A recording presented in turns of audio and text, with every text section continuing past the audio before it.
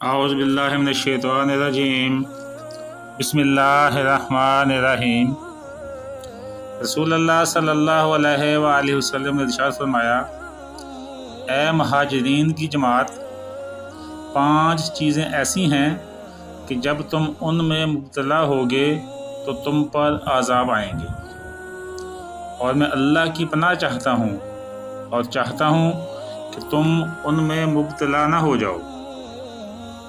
جب کسی قوم میں بے حیائی کے کام کھلم کھلا ہونے لگیں گے تو ان میں طاعون اور ایسی نئی بیماریاں پیدا ہوں گی جو ان سے پہلے لوگوں میں نہیں تھیں، اور جب لوگ ناپ تول میں کمی کرنے لگیں گے تو قحط، مہنگائی، معاشی تنگی اور حکمرانوں کے مظالم کے ذریعے انہیں سزا دی جائے گی۔ جب لوگ اپنے اموال کی زکوٰۃ ادا نہیں کریں گے تو آسمان سے بارشیں روک لی جائیں گی۔ اگر زمین پر جانور نہ ہوتے تو ایسے لوگوں پر کبھی بارش نہ برستی۔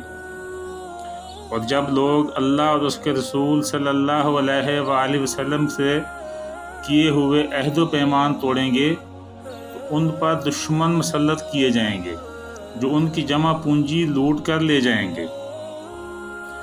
اور جب کسی قوم کے حکمران اللہ کی نازل کردہ کتاب یعنی قانون شریعت کے مطابق فیصلہ نہیں کریں گے تو اللہ انہیں آپس کی جنگوں اور لڑائیوں میں مبتلا فرما دیں گے۔